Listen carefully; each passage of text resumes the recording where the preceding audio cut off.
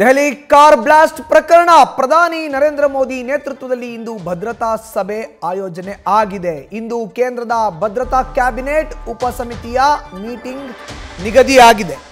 Car blast ಪ್ರಕರಣ ಪ್ರಧಾನಿ ನೇತೃತ್ವದಲ್ಲಿ ಇಂದು ಭದ್ರತಾ ಸಭೆ. ಇಂದು ಕೇಂದ್ರದ ಭದ್ರತಾ ಕ್ಯಾಬಿನೆಟ್ ಉಪಸಮಿತಿಯ ಸಭೆ ನಡೆಯುತ್ತೆ. ಪ್ರಧಾನಿ ನರೇಂದ್ರ ಮೋದಿ ನೇತೃತ್ವದಲ್ಲಿ ಕೇಂದ್ರದ ಕ್ಯಾಬಿನೆಟ್ ಸಭೆ ಕೂಡ ನಡೆಯುವಂತದ್ದಿದೆ. ದೆಹಲಿಯ ರೆಡ್ ಫೋರ್ಟ್ ಬಳಿ ಕಾರು ಸ್ಫೋಟದ ಬಗ್ಗೆ ಸಭೆಯಲ್ಲಿ ಚರ್ಚೆಯನ್ನ ಮಾಡಲಾಗುತ್ತೆ. ಸ್ಫೋಟ ದೇಶದ ಭದ್ರತೆಯ ಪರಿಸ್ಥಿತಿ ಬಗ್ಗೆ ಸಭೆಯಲ್ಲಿ ಮಾತುಕತೆಯನ್ನ ಮಾಡಲಾಗುತ್ತೆ. ದೇಶದ ಆಂತರಿಕ ಭದ್ರತೆ, ವೈದ್ಯರು ಉಗ್ರರಾಗಿದ್ದ ಬಗ್ಗೆ ಸಭೆಯಲ್ಲಿ ಚರ್ಚೆ ಮಾಡಲಾಗುತ್ತೆ.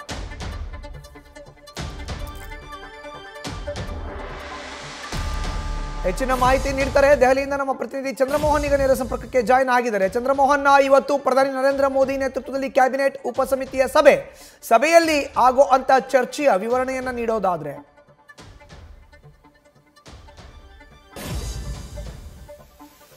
ಮುಖ್ಯವಾಗಿ ಮೊನ್ನೆಯಷ್ಟೇ ದೆಹಲಿಯ ರೆಡ್ ಫೋರ್ಟ್ನ ಎದುರುಗಡೆನೆ I-20 ಕಾರ್ನಲ್ಲಿ ಸ್ಫೋಟ ಸಂಭವಿಸಿದೆ. ಈ ಸ್ಫೋಟದಿಂದಾಗಿ ದೆಹಲಿಯ ಜನ ಕೂಡ ಬೆಚ್ಚಿ ಬಿದ್ದಿದ್ದಾರೆ. ಈಗ ಮುಖ್ಯವಾಗಿ ದೇಶದಲ್ಲಿ ವೈದ್ಯರುಗಳೇ ಭಯೋತ್ಪಾದಕರಾಗಿ ಉಗ್ರಗಾಮಿಗಳಾಗಿ ಬದಲಾಗಿದ್ದಾರೆ. ಮುಖ್ಯವಾಗಿ ಶ್ರೀನಗರ ಮೆಡಿಕಲ್ ಕಾಲೇಜ್ನಲ್ಲಿ ಓದಂತ ವೈದ್ಯರುಗಳು ಜೊತೆಗೆ ಅನಂತನಾಗ್ನ ಮೆಡಿಕಲ್ ಕಾಲೇಜ್ನಲ್ಲಿ ಕೆಲಸ ಮಾಡಿದಂತ ವೈದ್ಯರುಗಳೇ ಈಗ ಭಯೋತ್ಪಾದಕರಾಗಿ ಉಗ್ರಗಾಮಿಗಳಾಗಿ ಪರಿವರ್ತನೆ ಆಗಿದ್ದಾರೆ ಮತ್ತು ಸಾಕಷ್ಟು ಸ್ಫೋಟಕ ಸಾಮಗ್ರಿಗಳನ್ನು ಕೂಡ ಫರೀದಾಬಾದ್ನಲ್ಲಿ ಸಂಗ್ರಹಿಸಿಟ್ಕೊಂಡಿದ್ದಾರೆ. ಈಗ ಅದೇ ಸ್ಫೋಟಕ ಸಾಮಗ್ರಿಯನ್ನ I-20 ಕಾರ್ನಲ್ಲಿ ದೆಹಲಿಗೆ ತಂದು ದೆಹಲಿಯ ರೆಡ್ ಫೋರ್ಟ್ನ ಎದುರುಗಡೆ ಡಾಕ್ಟರ್ ಉಮರ್ ನಬಿ ಸ್ಫೋಟಿಸಿದ್ದಾನೆ. ಈ ಒಂದು ಸ್ಫೋಟದಲ್ಲಿ ಹೈ ಲೆವೆಲ್ ಮಿಲಿಟರಿ ಗ್ರೇಡ್ನ ಸಾಮಗ್ರಿಗಳನ್ನು ಕೂಡ ಬಳಕೆಯನ್ನ ಮಾಡಿದ್ದಾರೆ. ಈಗ ಈ ಒಂದು ಸ್ಥಳವನ್ನು ಇನ್ನೂ ಕೂಡ ಪೊಲೀಸರು ತಮ್ಮ ವಶದಲ್ಲೇ ಇಟ್ಕೊಂಡಿದ್ದಾರೆ. ಇನ್ನೂ ಕೂಡ ಒಂದು ಸ್ಫೋಟ ನಡೆದಂತಹ ಸ್ಥಳದಲ್ಲಿ ಬಿಳಿ ಪರದೆಯನ್ನು ಹಾಕಿದರೆ ಅಲ್ಲಿ ಯಾವುದೇ ವಾಹನಗಳ ಸಂಚಾರಕ್ಕೆ ಇವತ್ತು ಕೂಡ ಅವಕಾಶ ಕೊಟ್ಟಿಲ್ಲ. ನಿನ್ನೆ ಕೂಡ ಇದೇ ರೀತಿಯಾದಂತಹ ಪರಿಸ್ಥಿತಿ ರೆಡ್ ಫೋರ್ಟ್ನ ಎದುರುಗಡೆ ಇತ್ತು. ಇವತ್ತು ಕೂಡ ಇಲ್ಲಿ ಹೆಚ್ಚಿನ ಪೊಲೀಸರನ್ನ ನಿಯೋಜನೆ ಮಾಡಲಾಗಿದೆ. ರ್ಯಾಪಿಡ್ ಆಕ್ಷನ್ ಫೋರ್ಸ್ ಅನ್ನ ನಿಯೋಜನೆ ಮಾಡಲಾಗಿದೆ. ಜೊತೆಗೆ ಫರೆನ್ಸಿಕ್ ನ ಟೀಮ್ನ ತಜ್ಞರುಗಳು ಇವತ್ತು ಕೂಡ ಬಂದು ಇಲ್ಲಿ ಸಾಕ್ಷ್ಯವನ್ನು ಸಂಗ್ರಹಿಸತಕ್ಕಂಥ ಕೆಲಸವನ್ನು ಮುಂದುವರಿಸ್ತಾ ಇದ್ದಾರೆ. ಮೊನ್ನೆ ರಾತ್ರಿ ಕೂಡ ಸಾಕಷ್ಟು ಸಾಕ್ಷ್ಯಗಳನ್ನು ಇಲ್ಲಿ ಸಂಗ್ರಹಿಸಿದ್ರು.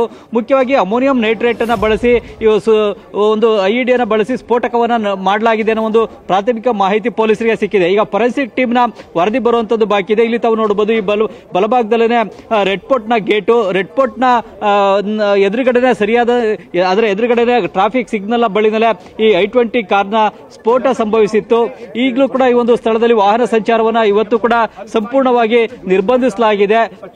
ಇಲ್ಲಿ ಸಾಕಷ್ಟು ಸಾಕ್ಷ್ಯಾಧಾರಗಳನ್ನು ಸಂಗ್ರಹಿಸಬೇಕಾಗಿರುವ ಕಾರಣಕ್ಕಾಗಿಯೇ ಈ ರಸ್ತೆಯಲ್ಲಿ ಸಂಪೂರ್ಣವಾಗಿ ಇವತ್ತು ಕೂಡ ವಾಹನ ಸಂಚಾರವನ್ನು ನಿರ್ಬಂಧಿಸಲಾಗಿದೆ. ಇಲ್ಲಿ ಎದುರುಗಡೆ ಇರತಕ್ಕಂಥದ್ದೇ ಚಾಂದಿನಿ ಚೌಕ್. ಚಾಂದಿನಿ ಚೌಕನ್ನು ಈಗ ಸಂಪೂರ್ಣವಾಗಿ ರಿನೋವೇಷನ್ ಮಾಡಲಾಗಿದೆ. ಈ ಚಾಂದಿನಿ ಚೌಕ್ನ ಒಳಭಾಗದಲ್ಲಿ ಸಾಕಷ್ಟು ಅಂಗಡಿ ಮಳಿಗೆಗಳಿವೆ, ವ್ಯಾಪಾರ ವಹಿವಾಟು ಜೋರಾಗಿ ನಡೀತಾ ಇತ್ತು. ಆದ್ರೆ ಈಗ ಇವತ್ತು ಅಲ್ಲೂ ಕೂಡ ಎಲ್ಲಾ ನಿರ್ಬಂಧವನ್ನ ವಿಧಿಸಲಾಗಿದೆ. ಮತ್ತೊಂದು ಕಡೆಯಲ್ಲಿ ಈಗ ರೆಡ್ ಫೋರ್ಟ್ ಎದುರುಗಡೆ ದಿಗಂಬರ ಜೈನ ಮಂದಿರ ಕೂಡ ಇದೆ. ಈ ದಿಗಂಬರ ಜೈನ ಮಂದಿರದಿಂದ ಕೆಲವೇ ಮೀಟರ್ ದೂರದಲ್ಲೇ ಈ ಒಂದು ಕಾರ್ನಲ್ಲಿ ಸ್ಫೋಟ ಸಂಭವಿಸಿದೆ ಮತ್ತು ಚಾಂದಿನಿ ಚೌಕ್ನ ಒಳಭಾಗಕ್ಕೆ ಹೋದ್ರೂ ಕೂಡ ಅಲ್ಲಿ ರಸ್ತೆಯ ಬಲಭಾಗ ಮತ್ತು ಎಡಭಾಗದಲ್ಲಿ ಸಿಖ್ ಗುರುದ್ವಾರಗಳು ಕೂಡ ಇವೆ. ಸಾಕಷ್ಟು ಧಾರ್ಮಿಕ ಸ್ಥಳ ಮತ್ತು ಮಂದಿರಗಳು ಕೂಡ ಈ ಚಾಂದಿನಿ ಚೌಕ್ನ ಭಾಗದಲ್ಲಿ, ರೆಡ್ ಫೋರ್ಟ್ನ ಭಾಗದಲ್ಲಿ ಇದೆ. ಇಲ್ಲಿಂದ ಸ್ವಲ್ಪ ದೂರದಲ್ಲೇ ಜಾಮಾ ಮಸೀದಿ ಕೂಡ ಇದೆ. ಈ ಒಂದು ಜನನಿಬಿಡ ಪ್ರದೇಶದಲ್ಲೇ ಉಮರ್ ನಬಿ ಈ ಕಾರ್ನಲ್ಲಿ ಸ್ಫೋಟವನ್ನು ನಡೆಸಿ ಈಗ 10 ಮಂದಿಯ ಸಾವಿಗೆ ಕಾರಣ ಆಗಿದ್ದಾನೆ. ಜೊತೆಗೆ ಇನ್ನು 25ಕ್ಕೂ ಹೆಚ್ಚು ಮಂದಿ ಗಾಯಗೊಂಡಿದ್ದಾರೆ. ಈಗ ಮುಖ್ಯವಾಗಿ ಉಮರ್ ನಬಿ ಯಾರು, ಈತನ ಹಿನ್ನೆಲೆ ಏನು ಅನ್ನೋದನ್ನು ನೋಡೋದಾದ್ರೆ ಈತ ಮುಖ್ಯವಾಗಿ ಪುಲ್ವಾಮಾ ಜಿಲ್ಲೆಯ ಕೋಯಿಲ್ ಗ್ರಾಮದವನು. ಮುಖ್ಯವಾಗಿ ಜಮ್ಮು ಕಾಶ್ಮೀರದ ಶ್ರೀನಗರದಲ್ಲೇ ಮೆಡಿಕಲ್ ವಿದ್ಯಾಭ್ಯಾಸವನ್ನು ಮಾಡಿದ್ದ. ಅದಾದ ಬಳಿಕ ಅನಂತನಾಗ್ನಲ್ಲಿ ಈತ ರೆಸಿಡೆಂಟ್ ಡಾಕ್ಟರ್ ಆಗಿ ಅಲ್ಲಿನ ಮೆಡಿಕಲ್ ಕಾಲೇಜ್ನಲ್ಲಿ ಕೆಲಸವನ್ನ ಮಾಡ್ತಾ ಇದ್ದ. ಆದ್ರೆ ಅಲ್ಲೂ ಕೂಡ ಬಹಳ ರೂಡ್ ಆಗಿ ಬಿಹೇವ್ ಮಾಡ್ತಾ ಇದ್ದ, ಬೇಜವಾಬ್ದಾರಿ ತಂದ ವರ್ತಿಸ್ತಾ ಇದ್ದ. ವೈದ್ಯನಾಗಿ ರೋಗಿಗಳಿಗೆ ಸರಿಯಾದಂತಹ ಚಿಕಿತ್ಸೆಯನ್ನು ನೀಡ್ತಾ ಇರಲಿಲ್ಲ. ಹಾಗಾಗಿ ಮೆಡಿಕಲ್ ಕಾಲೇಜಿನಿಂದ ನಾಪತ್ತೆ ಆಗ್ತಾ ಇದ್ದ, ಕೆಲಸಕ್ಕೂ ಕೂಡ ಗೈರು ಹಾಜರಾಗ್ತಾ ಇದ್ದ ಅಂತೇಳಿ ಅನಂತನಾಗ್ ಮೆಡಿಕಲ್ ಕಾಲೇಜಿನ ಹಿರಿಯ ವೈದ್ಯರುಗಳು ಕೂಡ ಹೇಳ್ತಾ ಇದ್ದಾರೆ. ಈ ಹಿಂದೆ 2023ರಲ್ಲಿ ಈತ ರೆಸಿಡೆಂಟ್ ಡಾಕ್ಟರ್ ಆಗಿದ್ದಂತಹ ಸಂದರ್ಭದಲ್ಲಿ ತನ್ನ ಉಸ್ತುವಾರಿಯಲ್ಲಿದ್ದಂತಹ ರೋಗಿಗೆ ಸರಿಯಾದಂತಹ ಚಿಕಿತ್ಸೆಯನ್ನು ನೀಡಿರಲಿಲ್ಲ. ಇದರಿಂದಾಗಿ ಆ ರೋಗಿ ಕೂಡ ಸಾವನ್ನಪ್ಪಿದ. ರೋಗಿಯ ಸಂಬಂಧಿಕರು ವೈದ್ಯ ಡಾಕ್ಟರ್ ಉಮರ್ ನಬಿಯ ವಿರುದ್ಧ ಆಸ್ಪತ್ರೆ ಮೇಲಾಧಿಕಾರಿಗಳಿಗೆ ದೂರನ್ನ ಸಲ್ಲಿಸಿದ್ರು. ಅದ್ರ ಬಗ್ಗೆ ಮುಖ್ಯವಾಗಿ ಆಗ ಹೆಚ್ಚಿನ ತನಿಖೆಯನ್ನು ನಡೆಸಲಾಗಿತ್ತು. ತನಿಖಾ ಸಮಿತಿ ಉಮರ್ ನಬಿಯ ನಿರ್ಲಕ್ಷ್ಯದಿಂದಾಗಿನೇ ರೋಗಿ ಸಾವನ್ನಪ್ಪಿದೆ ಅಂತೇಳಿ ವರದಿಯನ್ನು ಕೊಟ್ಟಿದ್ರು. ಅದರ ಕಾರಣದಿಂದಾಗಿನೇ ಉಮರ್ ನಬಿಯನ್ನ ಅನಂತನಾಗ್ ಮೆಡಿಕಲ್ ಕಾಲೇಜಿನ ರೆಸಿಡೆಂಟ್ ಡಾಕ್ಟರ್ ಹುದ್ದೆಯಿಂದ ವಜಾ ಮಾಡಲಾಗಿತ್ತು. ಅದಾದ ಬಳಿಕ ಆತ ಸೀದಾ ಬಂದಿದ್ದು ಫರೀದಾಬಾದ್ನ ಅಲ್ಫಲಾಹ ಯೂನಿವರ್ಸಿಟಿಗೆ. ಅಲ್ಫಲಾಹ ಯೂನಿವರ್ಸಿಟಿನಲ್ಲಿ ವೈದ್ಯನಾಗಿ ಕೆಲಸವನ್ನ ಮಾಡ್ತಾ ಇದ್ದ. ಆದ್ರೆ ಅಲ್ಲಿ ಆತ ಮುಜಮ್ಮಿಲು ಅಬ್ದುಲ್ ರಾತಿಲ್ ಜೊತೆಗೂ ಕೂಡ ಸೇರ್ಕೊಂಡು ತಮ್ಮದೇ ಆದಂತಹ ಒಂದು ಟೆರರ್ ನೆಟ್ವರ್ಕ್ ಅನ್ನ ರಚನೆಯನ್ನ ಮಾಡಿಕೊಂಡಿದ್ರು. ಈ ಮೂವರು ವೈದ್ಯರುಗಳು ಕೂಡ ಒಂದು ಭಾರತದಲ್ಲಿ ವಿಧ್ವಂಸಕ ಕೃತ್ಯಗಳನ್ನ ನಡೆಸುವಂತ ಉದ್ದೇಶದಿಂದಲೇ ಈ ಸ್ಫೋಟಕ ಸಾಮಗ್ರಿಗಳನ್ನ ಸಂಗ್ರಹವನ್ನ ಮಾಡ್ತಾ ಇದ್ರು. ಫರೀದಾಬಾದ್ನ ಅಲ್ಫಲಾಹ ಯೂನಿವರ್ಸಿಟಿಯಿಂದ ಸುಮಾರು 6-7 ಕಿಲೋಮೀಟರ್ ದೂರದಲ್ಲಿ ದೌಜಾ ಅನ್ನೋ ಒಂದು ಗ್ರಾಮ ಇದೆ. ಇದೆ. ಆ ದೌಜಾ ಅನ್ನೋ ಒಂದು ಗ್ರಾಮದಲ್ಲಿ ಕಟ್ಟಡವೊಂದನ್ನ ಬಾಡಿಗೆಗೆ ಪಡ್ಕೊಂಡು ಅಲ್ಲಿ ಸ್ಫೋಟಕ ಸಾಮಗ್ರಿಗಳನ್ನ ಸಂಗ್ರಹಿಸಿಟ್ಟಿದ್ರು. 350 ಕೆಜಿ RDX, 2900 ಕೆಜಿಯಷ್ಟು ಅಮೋನಿಯಂ ನೈಟ್ರೇಟು, ಟೈಮರ್ಗಳು, ಡಿಟೋನೇಟರ್ಗಳು, ಹೀಗೆ ಸಾಕಷ್ಟು ಸ್ಫೋಟಕ ಸಾಮಗ್ರಿಗಳನ್ನ ಸಂಗ್ರಹಿಸಿಟ್ಕೊಂಡಿದ್ರು. ಅವುಗಳನ್ನ ದೆಹಲಿ ಸೇರಿದಂತೆ ದೇಶಾದ್ಯಂತ ಉಗ್ರಗಾಮಿ ಕೃತ್ಯಕ್ಕೆ, ಭಯೋತ್ಪಾದನಾ ಸ್ಫೋಟಕ್ಕೆ ಬಳಕೆ ಮಾಡತಕ್ಕಂತ ಪ್ಲಾನ್ ಅನ್ನ ಹಾಕೊಂಡಿದ್ರು. ಮುಖ್ಯವಾಗಿ ಮುಜಮಿಲ್ ಮತ್ತು ಅಬ್ದುಲ್ ರಾತಿಲ್ನ ಅಕ್ಟೋಬರ್ 30 ಜೊತೆಗೆ ನವೆಂಬರ್ನಲ್ಲಿ ಜಮ್ಮು ಕಾಶ್ಮೀರದ ಪೊಲೀಸರು, ಹರಿಯಾಣ ಪೊಲೀಸರು ಬಂಧಿಸಿದ ಬಳಿಕ ಈ ಉಮರ್ ನಬಿ ಸಾಕಷ್ಟು ಭಯಭೀತಗೊಂಡಿದ್ದ.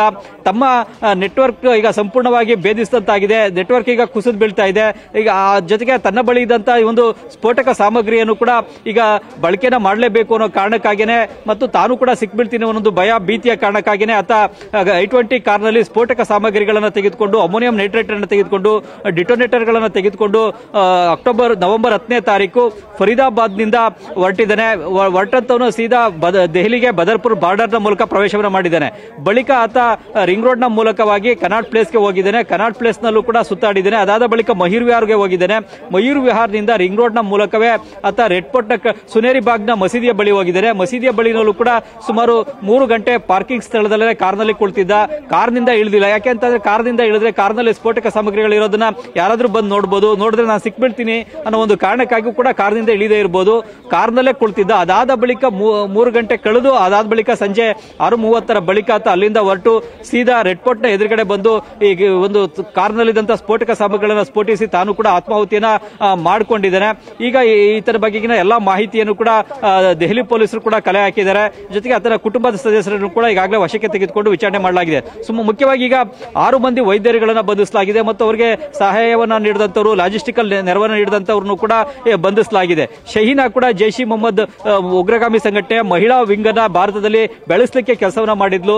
ಸುಮಾರು ಕಳೆದ 2 ವರ್ಷಗಳಿಂದಲೂ ಕೂಡ ನಾವು ಈ ಸ್ಫೋಟಕ ಸಾಮಗ್ರಿಗಳನ್ನ ಸಂಗ್ರಹ ಮಾಡಿದ್ವಿ ಅಂತೇಳಿ ಆಕೆ ಈಗ ಜಮ್ಮು ಕಾಶ್ಮೀರ ಪೊಲೀಸರಿಗೆ ಮತ್ತು ಉತ್ತರ ಪ್ರದೇಶದ ATSಗೆ ತಿಳಿಸಿದಾಳೆ. ಮತ್ತು ಲಕ್ನೋದಲ್ಲಿ ಬಂಧಿತಳಾದಂತಹ ಡಾಕ್ಟರ್ ಶಹೀನಾಳ ಸೋದರ ಫರ್ವೇಜ್ ಅನ್ಸಾರಿಯನ್ನು ಕೂಡ ಉತ್ತರ ಪ್ರದೇಶದ ATS ಬಂಧಿಸಿದೆ. ಫರ್ವೇಜ್ ಅನ್ಸಾರಿ ಕೂಡ ಈ ಉಗ್ರಗಾಮಿ ಚಟುವಟಿಕೆಯಲ್ಲಿ ಭಾಗಿಯಾಗಿದ್ದ.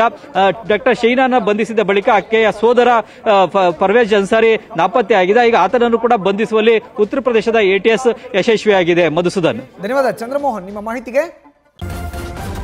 ನ್ಯೂಸ್ ಫಸ್ಟ್, ನಿರ್ಭೀತಿಯಿಂದ ನಿಮ್ಮ ಪರವಾಗಿ.